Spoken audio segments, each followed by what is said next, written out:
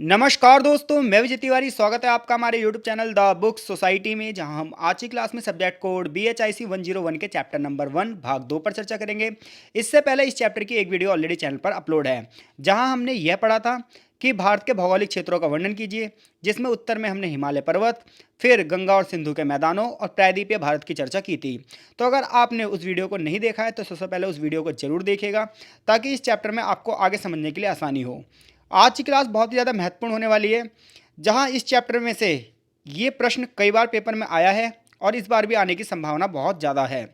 Question ये है कि प्राचीन भारतीय इतिहास के अध्ययन के स्रोत बताइए। यानी कि अगर आपको प्राचीन भारतीय इतिहास को जानना है तो आप किन किन चीज़ों को पढ़कर या किन किन चीज़ों से आप उस इतिहास की जानकारी प्राप्त कर सकते हो। तो क्वेश्चन पूछा जाएगा, प्राचीन भारतीय इतिहास के अध्ययन के स्रोतों का वर्णन कीजिए। तो देखो, अगर आपको प्राचीन भारतीय इतिहास को जानना है तो हमारे पास तीन तरीके के स्रोत हैं। सबसे पहले है साहित्यिक स्रोत, फिर है पुरातात्विक स्रोत और फिर है विदेशी वृत्तांत। अब जब हम साहित्यिक स्रोतों की बात करेंगे तो साहित्यिक स्रोतों में हम बौद्ध साहित्य, जैन साहित्य, महाकाव्य यानी कि रामायण हो गई, महाभारत हो गए, पुराण हो गए, संगम साहित्य हो गई, प्राचीन काल की जो जीवनियाँ हैं, कविताएं हैं और नाटक हैं, ये सभी साहित्यिक स्रोत कहलाते हैं। तो अगर आप बौद्ध धर्म के ग्रंथों को पढ़ोगे, जैन धर्म के ग्रंथों को पढ़ोगे, तो आपको उस समय के इतिहास के बारे में पता चलेगा, समाज के बारे में पता चलेगा। ठीक इसी प्रकार से रामायण और महाभारत को पढ़ने के बाद हमें उस समय समाज में किस प्रकार के नियम चल रहे हैं ये पता चलता है। तो साहित्यिक अगर स्रोतों की बात करोगे तो इसमें कुल मिलाकर लिखित ग्रंथ आते हैं, जिसे पढ़कर हमें प्राचीन इतिहास के बारे में जानकारी मिलती है। फिर दूसरे नंबर पर है पुरातात्विक स्रोत। पुरातात्विक स्रोत वो होते हैं जो किसी स्थल की खुदाई से जो सामान मिलता है, उस सामान का हम अध्ययन करते हैं, ये जानने की कोशिश करते हैं कि वो सामान किन चीज़ों में प्रयोग होता होगा। फॉर एग्जाम्पल, सिंधु घाटी सभ्यता की जो खुदाई हुई थी, वहाँ पर बड़े पैमाने पर बर्तन मिले हैं, चक्कियाँ मिली है, मनके मिले हैं, जिससे हमें पता चलता है कि वहाँ के लोग इन चीज़ों का प्रयोग करते होंगे। मे भी उस समय खेती होती होगी। तो भारतीय इतिहास में बहुत सारे अभिलेख भी मिले हैं खुदाई के दौरान। अभिलेख वो होते हैं जो किसी धातु पर लिखे गए हों, किसी पत्थर पर उकेरे गए लेख हों। तो प्राचीन काल में जो धातुओं पर लिखे जाते थे लेख, किसी पत्थरों पर उकेरे जाते थे लेख, इन लेखों को अभिलेख कहा जाता है। तो अभिलेख हो गए, सिक्के हो गए, घरों के अवशेष हो गए, खंभों पे या फिर मिट्टी के बर्तन, इन सब पर जितने भी लेख पाए गए हैं, ये सारे पुरातात्विक स्रोत कहलाते हैं। इन सब से भी हमें प्राचीन इतिहास के बारे में जानकारी मिलती है। तीसरे नंबर पर आते हैं विदेशी वृत्तांत। तो बहुत सारे विदेशी यात्रियों ने भारत की यात्रा की है समय समय पर, और उन्होंने बहुत से ग्रंथ लिखे हैं जिसमें भारत का वर्णन किया गया है। तो अगर आपसे क्वेश्चन पूछा जाए कि प्राचीन भारतीय इतिहास के स्रोत बताइए, तो प्राचीन भारतीय इतिहास के स्रोतों को तीन भागों में बांटा गया है। पहला है साहित्यिक स्रोत, दूसरा है पुरातात्विक स्रोत, तीसरा है विदेशी वृत्तांत। और साहित्यिक स्रोतों में मैंने क्या क्या बताया आपको? वैदिक साहित्य, बौद्ध और जैन साहित्य, महाकाव्य, पुराण, संगम, ये सब मैंने हाईलाइट यहाँ पर कर रखा है। इसी प्रकार से पुरातात्विक स्रोत कौन से हैं? तो पुरातात्विक स्रोत वे स्रोत हैं जो आपको किसी स्थल की खुदाई के दौरान सामान मिल रहा है, उसका आप अध्ययन कर रहे हो, उसका यूज़ देख रहे हो, कहाँ पर है, किस धातु से वो बना हुआ है, ये सब पुरातात्विक स्रोत में आते हैं। विदेशी वृत्तांतों की अगर आप बात करोगे तो विदेशी वृत्तांत विदेशी यात्रियों द्वारा लिखे गए, जो यहाँ पर यात्रा करने आए और उसके बाद कुछ ना कुछ लिखित ग्रंथ लिख गए। अब अगर हम इन्हीं स्रोतों की बात करें तो इन स्रोतों को दो भागों में बांटा जाता है, एक प्राथमिक स्रोत और एक द्वितीयक स्रोत। तो जितने भी पुरातात्विक स्रोत हैं, जैसे अभिलेख हैं, लिखित दस्तावेज हैं, या किसी ताड़ के पत्ते पर लिखी गई पांडुलिपियां हैं, खंभों पर जो लेख लिखे गए हैं, चट्टानों पर जो लेख लिखे गए हैं, तांबे की तस्तरियों पर जो लेख लिखे गए हैं, ये सब प्राथमिक स्रोत हैं, क्योंकि ये वो स्रोत है जिससे पहली बार किसी ने लिखा होगा, लेकिन उसको पढ़ने के बाद उसे किताबों में लिखा गया, तो ये द्वितीयक स्रोत हैं। यानी कि खुदाई के दौरान जो आपको लेख मिले हैं, अभिलेखों पर जो लिखे हुए लेख मिले हैं, किसी बर्तन पर लिखे हुए लेख मिले हैं, कैसे स्रोत हैं? ये प्राथमिक स्रोत हैं। बट इसके आधार पर लोगों ने किताबों में लिख दिया है, जैसे अशोक के शिलालेखों के बारे में किताबों में लिखा है, तो ये द्वितीयक स्रोत हैं। तो एक प्राथमिक स्रोत हो गए और एक द्वितीयक स्रोत हो गए। अब जितने भी लिखे हुए स्रोत हैं, इन्हें भी दो भागों में बांटा गया है। एक होते हैं पांडुलिपि। पांडुलिपि वो लेख होते हैं जिन्हें हाथों से लिखा जाता है, और एक होती है प्रकाशित सामग्री, जिसे मशीनों से छापकर किताबें दी जा रही है। जैसा आपको जो किताब मिली है, कैसी है? प्रकाशित सामग्री है। तो अब तक आपको ये पता चल गया है कि अगर आपको प्राचीन भारतीय इतिहास का अध्ययन करना है तो किन किन स्रोतों का प्रयोग करना पड़ेगा। आपको साहित्यिक स्रोतों को पढ़ना पड़ेगा, पुरातात्विक स्रोतों को पढ़ना पड़ेगा, विदेशी वृत्तांतों को पढ़ना पड़ेगा, जिससे आपको प्राचीन भारतीय इतिहास के बारे में जानकारी मिलेगी। इतनी बात क्लियर है? आई होप सो चीज़ें आपको समझ में आ रही हैं। कमेंट बॉक्स में कमेंट जरूर करिएगा और वीडियो को लाइक भी जरूर करें। अब प्रश्न ये उठता है कि जब हम किसी स्रोत को पढ़ रहे हैं, किसी साहित्य को पढ़ रहे हैं, तो उस साहित्य को पढ़ते हुए हमें क्या चीज़ों को ध्यान में रखना चाहिए। तो देखो, कुछ लोग होते हैं, जैसे कोई उन्होंने थॉट्स पढ़ी, या किसी के विचार पढ़े तो एकदम से वो भावुक हो जाते हैं, वो उसे सही मान लेते हैं। लेकिन ऐसा नहीं करना चाहिए। एक स्टूडेंट होने के नाते जब हम कोई चीज़ पढ़ रहे हैं तो हमें एक चीज़ ये ध्यान रखनी चाहिए कि जो चीज़ हम पढ़ रहे हैं वो लिखी किसने है। जिस बंदे ने लिखी ये चीज़ वो व्यक्ति की हैसियत क्या थी, उसका पद क्या था, और वो कहीं किसी राजा की प्रशंसा में तो नहीं लिख रहा, कहीं ऐसा तो नहीं उसके ऊपर कोई दबाव है। यानी कि हर लिखी हुई जो चीज़ है वो स्वतंत्र नहीं होती, हर कलम स्वतंत्र नहीं होती, कुछ कलम दबाव में लिखी जाती हैं, कुछ कलम सिर्फ किसी के दबाव में ही चलती हैं। तो अगर आप कोई सा भी ग्रंथ पढ़ रहे हो तो ग्रंथ पढ़ते वक्त पहली चीज़ आपको क्या ध्यान रखना है कि वो लेखक कौन था, उस लेखक की समाज में हैसियत क्या थी, वो लेखक कहीं किसी राजा के दबाव में तो नहीं लिख रहा था, उसका राजा कैसा था, उसका स्वामी कैसा था, और जो ग्रंथ लिखा गया उसके पीछे का उद्देश्य क्या था। तो ये सब चीज़ों का ध्यान रख के ही हमें किसी चीज़ का अध्ययन करना चाहिए। वरना देखो 90% जनता ऐसी है जो किसी चीज़ को पढ़ती है और भावुक हो जाती है और उसी के आधार पर अपने आप को गलत सही बताने लग जाती है, लेकिन ऐसा नहीं है भाई। तो किसी भी इतिहासकार की कृति आप पढ़ रहे हो तो आप ये बात ध्यान रखना, कोई व्यक्ति जब कोई चीज़ लिखता है तो किसी न किसी विचारधारा से प्रेरित होकर ही लिखता है, कभी भी उसे 100% आप सच मानकर नहीं बैठ सकते। इतनी बात क्लियर है। इसके बाद जब आप किसी ग्रंथ को पढ़ते हो तो हमें ये भी पता होना चाहिए उसकी भाषा क्या है, उसकी विषय वस्तु क्या है, ये सब आपको पता होना चाहिए। अब हम साहित्यिक स्रोतों को गहराई से पढ़ेंगे। अब तक बस हमने ये जाना है कि अगर हमें प्राचीन भारतीय इतिहास को जानना है तो हमें किन किन स्रोतों का अध्ययन करना पड़ेगा, जिन्हें हमें कितने भागों में बांटा था, साहित्यिक, पुरातात्विक और विदेशी। फिर हमने ये भी पढ़ लिया था कि इसमें कौन कौन से स्रोत आते हैं, और किसी भी स्रोत का अध्ययन करते समय हमें किन बातों का ध्यान रखना चाहिए, ये सब चीज़ें हम पढ़ चुके हैं। अब देखो हम साहित्यिक स्रोतों की बात करेंगे। तो अगर हम भारत के आरंभिक साहित्यिक स्रोत की बात करें तो ये पूरी की पूरी तरीके से देखो धर्म पर आधारित है।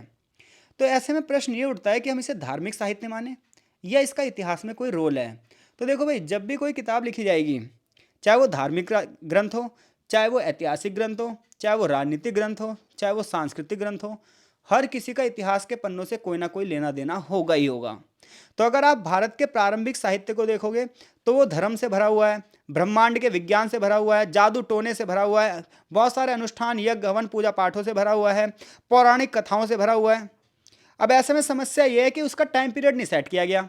यानी कि जब आप पुराणों का अध्ययन करोगे तो आपको ये नहीं पता चलेगा कौन से सन में लिखी गई हैं चीज़ें।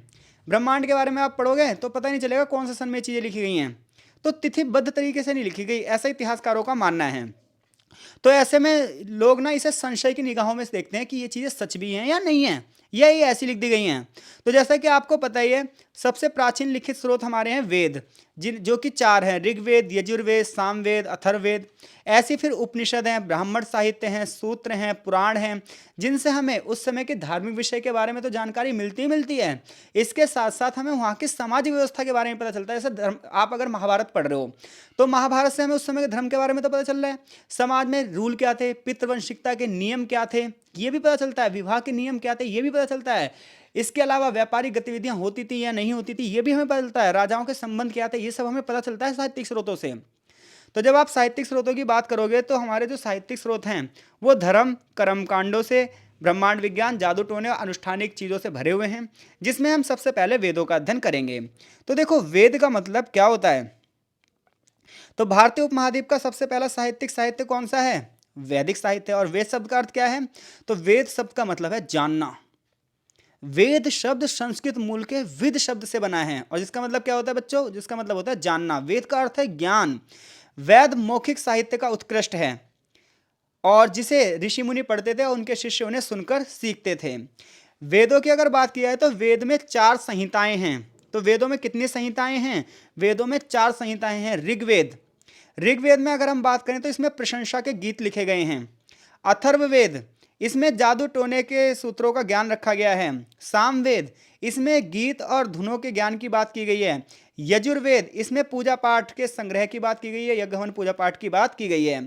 तो कितनी संहिताएं हैं वेदों में, 4 हैं। ऋग्वेद, अथर्ववेद, सामवेद और यजुर्वेद। तो वेद क्या है, वेद है ज्ञान। वेद का मतलब है जानने के स्रोत, और ये कितने हैं, 4।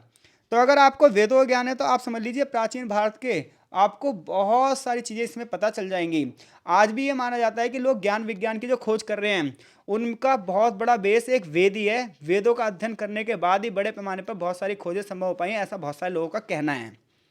तो इतनी बात पता चल गई आपको। वेद के बाद आते हैं ब्राह्मण। तो देखो ये ब्राह्मण जाति वाला ब्राह्मण नहीं है, ब्राह्मण एक ग्रंथ है जो कि धार्मिक विषय के आधारित पे हैं। इसमें बलिदान के नियम रखे गए हैं, बलिदान के संस्कार रखे गए हैं, इतने नहीं जितने भी समारोह होते हैं, जो भी रहस्यमयी चीज़ें हैं उनके बारे में इसमें लिखा हुआ है। इसी प्रकार से आरण्यक, आरण्यक वो ग्रंथ होते हैं जिन्हें वनों में लिखा गया है। इसके बाद उपनिषद होते हैं, जिसमें बड़े पैमाने पर भगवान, संसार, मानव, तपस्वियों और सन्यासियों के जीवनों के बारे में बताया गया है और रूल रेगुलेशन बताए गए हैं। तो जितना भी वैदिक साहित्य है उसे ईश्वर द्वारा प्रकट किया गया है, ऐसा कुछ लोगों का कहना है, और ये बहुत ज़्यादा पवित्र हैं, हजारों वर्षों के इतिहास के बारे में बताते हैं। सबसे पुराना जो वेद है वो है ऋग्वेद, जिसमें 10 किताबें या 10 मंडल हैं, जिसमें से 2 नंबर से लेकर 7 नंबर तक की सबसे प्राचीन है, जिन्हें हम पारिवारिक पुस्तकें भी कहते हैं। क्यों? क्योंकि ये ऋषियों के किसी विशेष परिवार से जुड़ी हुई हैं। तो अगर हम बात करें भारत का सबसे पुराना वेद कौन सा है, ऋग्वेद है। और वैसे इसमें ऋग्वेद में कितने मंडल हैं, 10 मंडल हैं। और सबसे पुराने मंडल कौन से हैं, 2 से लेकर 7 तक। इन्हें कौन सी पुस्तकें कहा जाता है, इन्हें पारिवारिक पुस्तकें कहा जाता है। यह माना जाता है कि इनकी रचना 1500 से लेकर 1000 BCE के बीच में की गई होगी। उत्तर वैदिक साहित्य में ऋग्वेद की जो पुस्तकें हैं वो 1 नंबर और 8 नंबर है, 9 और 10 है। तो सामवेद, यजुर्वेद, अथर्ववेद, ब्राह्मण, आरण्यक और उपनिषद इसके साथ ही शामिल हैं। तो साहित्यिक स्रोतों में वेदों के बारे में आप बता दोगे। वेदों के बाद ग्रंथों की एक और श्रेणी आती है सूत्र। वेदों के बाद ग्रंथों की एक और श्रेणी आती है, कौन सी, सूत्र। और सूत्र भी कितने हैं, 3। एक है श्रोत सूत्र, एक है गृह सूत्र और एक है धर्म सूत्र। श्रोत सूत्र वो है जिसमें महान बलिदानों को संपन्न करने के नियम हैं। गृह सूत्र वो हैं जिसमें डेली रूटीन के दैनिक जीवन के बारे में बताया गया है। और धर्म सूत्र जो है ये निर्देशात्मक पुस्तकें हैं कि हमें क्या क्या करना चाहिए। इसके बाद बहुत सारी स्मृतियां भी लिखी गई हैं। जैसे आपने सबसे फेमस स्मृति के बारे में सुना होगा, मनुस्मृति। तो मनुस्मृति जो है वो मनु द्वारा रचित की थी, और इसमें सारे के सारे समाज के नियम थे, वर्ण व्यवस्था थी, पितृवंशिकता की व्यवस्था थी, विवाह के नियम थे। ये माना जाता है कि जैसे आज संविधान से देश चल रहा है वैसे पहले मनुस्मृति से देश चलता था, जिसे अम्बेडकर जी ने जला भी दिया था। तो मनुस्मृति, नारद स्मृति, याज्ञवल्क्य स्मृति, ये सब 200 BCE से लेकर 900 BCE के बीच में रची गई हैं। तो अगर आपसे साहित्यिक स्रोतों के बारे में बताया जाए, पूछा जाए, तो साहित्यिक स्रोतों में आप क्या बताओगे। सबसे पहले वेदों के बारे में बताओगे, फिर वेदों में 4 वेदों के नाम लिखोगे, ऋग्वेद, अथर्ववेद, सामवेद, यजुर्वेद, फिर इनके बारे में एक एक लाइन बताओगे। फिर ब्राह्मणीय ग्रंथों के बारे में बताओगे, आरण्यक के बारे में बताओगे, श्रोतसूत्र, गृहसूत्र और धर्मसूत्रों के बारे में थोड़ा थोड़ा लिखोगे। साहित्यिक स्रोतों के बाद यानी कि वैदिक साहित्य के बाद नंबर आता है कुछ इतिहासकारों का, या कुछ मैं कह सकता हूँ दार्शनिकों का, जिन्होंने अपनी कुछ किताबें लिखी हैं, जिससे भी हमें प्राचीन भारतीय इतिहास के बारे में पता चलता है। जिनमें से पहली और सबसे ज़बरदस्त किताब आती है, जिसका नाम है कौटिल्य का अर्थशास्त्र। तो आप सभी को पता है चंद्रगुप्त मौर्य के काल में चंद्रगुप्त मौर्य को राजा बनाने का जो श्रेय जाता है वो किसको जाता है, कौटिल्य को। और कौटिल्य जिन्होंने एक किताब लिखी है अर्थशास्त्र, जिसमें अर्थव्यवस्था और राजनीतिक व्यवस्था पे बहुत सारे लेख लिखे गए हैं। और अर्थशास्त्र को 15 पुस्तकों में विभाजित किया गया है। ये माना जाता है कि ये किताबें अलग अलग लोगों द्वारा लिखी गई हैं, लेकिन फिर भी ज़्यादातर इतिहासकारों की राय ये है कि ये कौटिल्य ने ही रचा था, जिसे चाणक्य और विष्णुगुप्त के नाम से भी जाना जाता है। तो कौटिल्य के अर्थशास्त्र से हमें मौर्य काल की स्थिति के बारे में पता चलता है। उस समय की सामाजिक व्यवस्था कैसी थी, राजनीतिक व्यवस्था कैसी थी, आर्थिक व्यवस्था कैसी थी, विदेश नीति के क्या सिद्धांत थे, ये तमाम चीज़ों का वर्णन कौटिल्य के अर्थशास्त्र में किया गया है। तो साहित्यिक स्रोतों में पहले वैदिक साहित्य के बारे में बताओगे, फिर किसके बारे में बताओगे, कौटिल्य के अर्थशास्त्र के बारे में। इसके अलावा देखो 2 महाकाव्य हैं हमारे, एक रामायण है और एक महाभारत है। महाभारत को किसने लिखा है, व्यास जी ने लिखा है। ये कथा कौरवों और पांडवों के बीच में संघर्ष के बारे में बता रही है। इतना ही नहीं, ये माना जाता है कि महाकाव्यों में बहुत सारी चीज़ें बाद में भी जोड़ी गई हैं, जबकि रामायण की रचना वाल्मीकि जी ने की है। तो महाकाव्यों से हमें उस समय के सामाजिक नियमों के बारे में पता चलता है, किस आधार पर संघर्ष होते थे यह पता चलता है, किस प्रकार की कर प्रणाली थी यह पता चलता है, राजा की समाज में क्या स्थिति थी और समाज राजा को किस रूप में देखना चाहता था यह पता चलता है। इसके बाद नंबर आता है पुराणों का। तो देखो भाई, बहुत सारे लोगों की गलतफहमी रहती है कि पुराणों से सिर्फ हमें धर्म साहित्य के बारे में पता चलता है, लेकिन वास्तव में ऐसा नहीं है।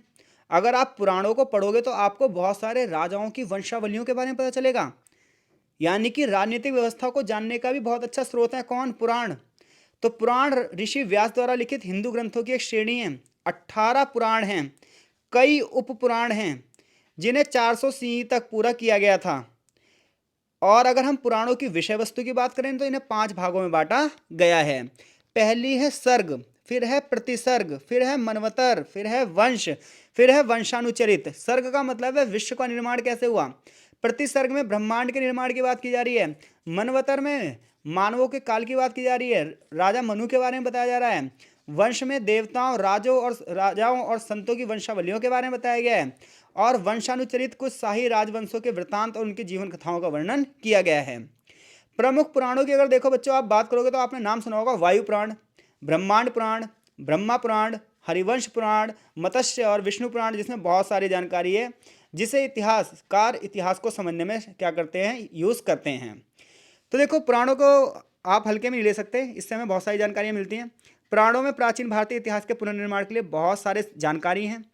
कलयुग से पहले और इससे बाद की जानकारियों के बारे में ऐसे लोग धर्म से जोड़ते हैं, लेकिन रियलिटी ये है कि हमें वर्तमान के बारे में पता चल जाए वही बड़ी बात है। कुछ प्राचीन राजवंशों के बारे में पुराणों में बहुत सारी चीज़ें, जैसे हर्यक वंश, शिशुनाग, नंद, मौर्य, शुंग, कंडव और आंध्र, इन सब कुछ राजाओं के नाम है और उनके वंशों के बारे में हमें किससे पता चलता है, पुराणों से पता चलता है। इसी प्रकार से भागवत पुराण 10th सेंचुरी के बारे में और स्कंद पुराण 14वीं शताब्दी के बारे में बताता है। पुराण नदियों, झीलों, पहाड़ आदि पर भौगोलिक जानकारी प्रदान करने के लिए बहुत ही ज़्यादा महत्वपूर्ण है। तो इससे आपको पता चलता है कि पुराणों समय प्राचीन इतिहास के बारे में कैसे पता चलता है। ये क्वेश्चन देखो पेपर में आना ही आना है कि प्राचीन भारतीय इतिहास के स्रोत बताओ। तो प्राचीन भारतीय इतिहास के स्रोतों में, साहित्यिक स्रोत में आप सबसे पहले किसके बारे में बताओगे, वेदों के बारे में, फिर कौटिल्य के अर्थशास्त्र के बारे में, फिर महाकाव्यों में रामायण और महाभारत के बारे में, फिर पुराणों के बारे में, और फिर संगम साहित्य। देखो जब संगम साहित्य की हम बात करते हैं ना, तो संगम साहित्य दक्षिण भारत से जुड़ा हुआ है। तो अगर आपको दक्षिण भारत के इतिहास की जानकारी प्राप्त करनी है तो आपको संगम साहित्य पढ़ने पड़ेंगे। तो पूरे पूरे तमिल जानकारी संगम साहित्य में 3 संगम हुए हैं। संगम का मतलब होता है सम्मेलन। तो बड़े बड़े जो कवि थे, बड़े बड़े इतिहासकार थे, इन सब का एक मीटिंग हुई, एक सम्मेलन हुआ। ये माना जाता है 3 सम्मेलन हुए थे जिसमें संगम साहित्य की रचना की गई थी, जिसमें 30,000 से भी ज़्यादा पंक्तियाँ प्रेम और युद्ध के विषय पर है, जिससे हमें उस समय के गीतकारों के बारे में जानकारी मिलती है और वो राजा के बारे में किस प्रकार से लिखते हैं इसके बारे में पता चलता है। नेक्स्ट कैटेगरी जो आती है साहित्यिक स्रोतों में, वो आती है जीवन वृत्तांत, कविताएं और नाटक। तो देखो भाई यहाँ से तो इतने सारे क्वेश्चन बनने हैं, 1 मार्क्स के तो इतने सारे क्वेश्चन बनते हैं। अगर आप किसी कॉम्पिटिटिव एग्जाम की तैयारी कर रहे हो तो खूब क्वेश्चन आए हुए हैं, जिन बच्चों ने पेपर दिए होंगे उन्हें पता भी होगा। तो बहुत सारे राजाओं के ऊपर नाटक लिखे गए हैं, कविताएं रची गई हैं और उनकी बायोग्राफीज भी लिखी गई हैं। तो जैसे कि अगर हम बात करें तो शुरुआत के जो कवि रहे हैं, नाटककार रहे हैं, उनमें से बहुत बड़ा नाम है अश्वघोष का और भाष का। अश्वघोष ने बुद्ध चरित को लिखा है, सारिपुत्र कृष्ण को लिखा है, सौंदरानंद को लिखा है। उसी प्रकार से भास की अगर बात की जाए तो भास एक नाटककार थे जिन्होंने पंचरात्र, दत्तवाक्य, बालचरित्र, स्वप्न वासदत्ता को लिखा है। तो ये बहुत बड़ी बड़ी नाटक हैं जिनसे हमें उस समय के इतिहास और राजा के बारे में पता चलता है। और कालिदास का नाम कौन नहीं जानता होगा। तो महान संस्कृत लेखक कवि कालिदास की अगर बात करें तो अभिज्ञान शकुंतलम लिखा है उन्होंने, मालविकाग्निमित्रम लिखा है उन्होंने, विक्रमोर्वशीयम लिखा है, रघुवंशम, कुमार संभवम, मेघदूतम जैसे काव्य कृतियों को लिखा है किन्होंने, कालिदास जी ने। तो मालविकाग्निमित्रम की अगर बात करें तो ये किताब पुष्यमित्र शुंग की घटनाओं पर आधारित है। इसी प्रकार से एक लेखक थे विशाखा दत्त जिन्होंने मुद्रा राक्षस लिखी है। ये एक नाटक है मुद्रा राक्षस, जिसमें यह बताया गया है कि किस प्रकार से चंद्रगुप्त मौर्य ने नंद वंशों का नाश किया और अपने आप को राजा घोषित किया। ऐसे बौद्ध और जैन साहित्य हैं जिससे हमें इतिहास की जानकारी मिलती है। ज़्यादातर जो बौद्ध साहित्य है, जैन साहित्य, ये पाली और प्राकृत भाषाओं में लिखे गए हैं।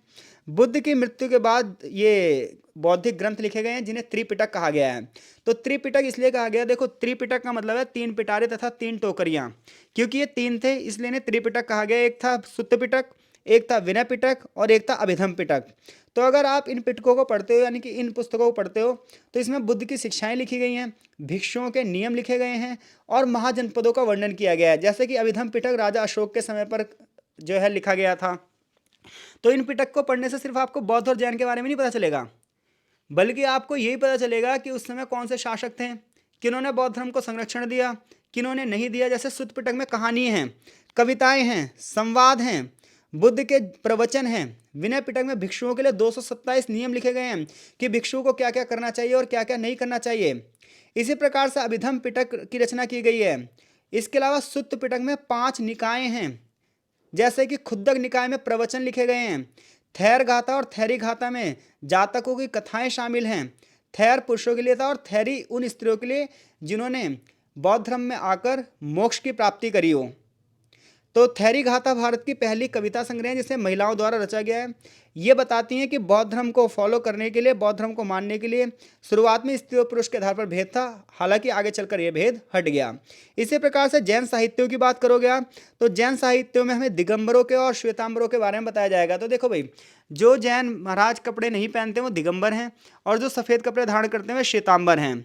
तो महावीर जी ने जो अपने शिष्यों के लिए उपदेश दिए थे उन्हें 14 पूर्वों में संकलित किया गया है। ठीक है भाई, आगे चलकर 12 अंगों में जैन साहित्यों का पुनर्निर्माण किया गया।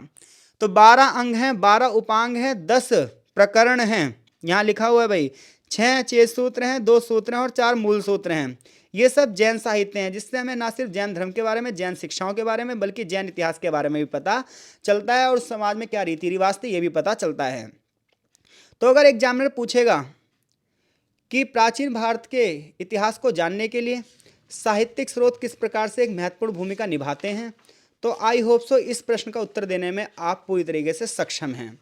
आगे चैप्टर में पुरातत्व के बारे में बताया गया है, सिक्कों के बारे में बताया गया है, शिलालेखों के बारे में बताया गया और विदेशी वृत्तांतों के बारे में बताया गया है। तो चलिए सबसे पहले हम जानते हैं पुरातत्व के बारे में। तो मैंने आपको बताया था पुरातत्व क्या होता है।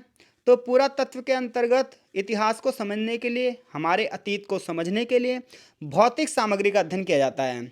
फॉर एग्जाम्पल, किसी स्थल की खुदाई हो रही है तो वहाँ से मूर्तियाँ मिल रही हैं, मिट्टी के बर्तन मिल रहे हैं, हड्डियों के टुकड़े मिल रहे हैं, घर के अवशेष मिल रहे हैं, मंदिरों के अवशेष मिल रहे हैं, अनाज हो गए, सिक्के हो गए, मोहरे हो गई, शिलालेख हो रहे हैं।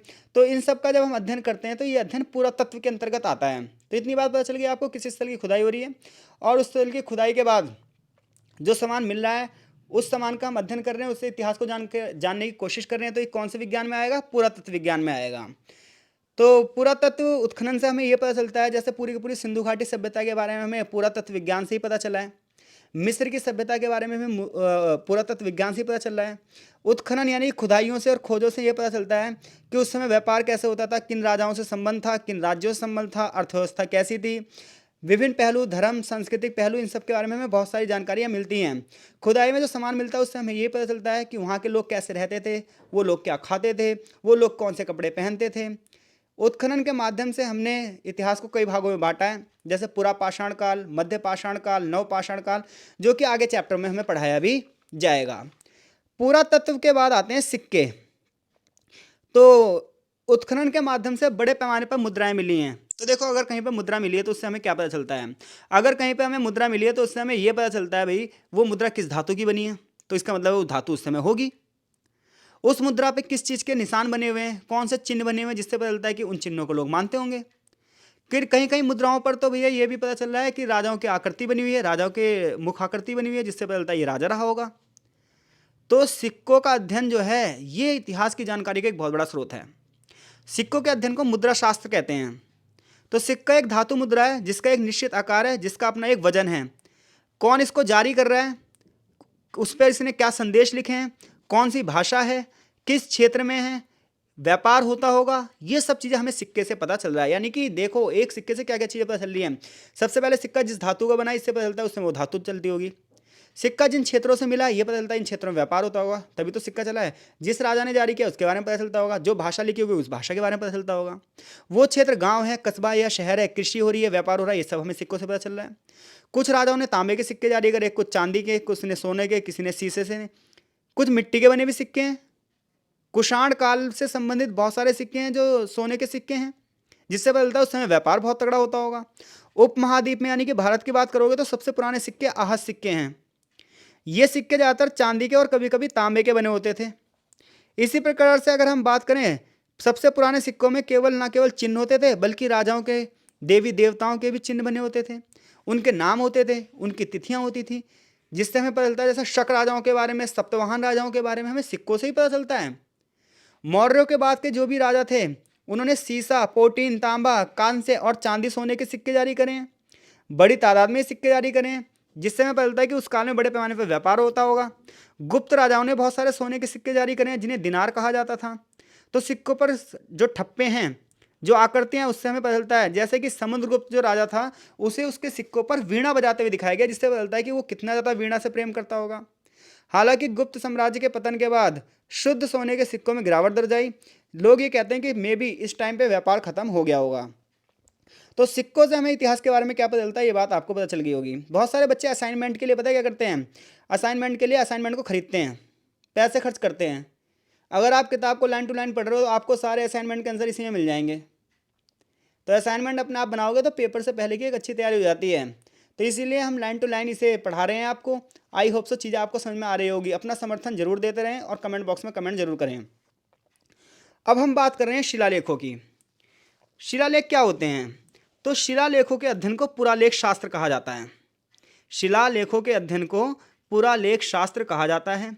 शिलालेख मोहरों पर, तांबे की प्लेटों पर, मंदिरों की दीवारों पर, लकड़ी के टुकड़ों पर, पत्थर के खंभों पर, चट्टानों की सतहों पर, ईंटों या चित्रों पर उकेरे जाते हैं। तो शिलालेख क्या होते हैं, ये बात पता चल गई आपको। सबसे प्राचीन जो शिलालेख हैं वो 2500 ईसा पूर्व के हैं, जिसमें हड़प्पाई लिपि है, जिसे अभी तक पढ़ा नहीं गया है। आप सभी को पता है हड़प्पा की लिपि को अभी तक नहीं पढ़ा गया। चौथे पांचवें चैप्टर में इस चीज़ पर हम चर्चा करेंगे कि हड़प्पा की जो भाषा है उसे अब तक क्यों नहीं पढ़ा गया है। सबसे पहले जो शिलालेख पढ़े गए हैं वो अशोक के शिलालेख हैं, जो कि पत्थर के स्तंभों पर पाए गए हैं, चट्टानों की सतह पर पाए गए हैं। लेकिन प्रश्न ये उठता है कि अशोक के शिलालेखों को पढ़ा किसने?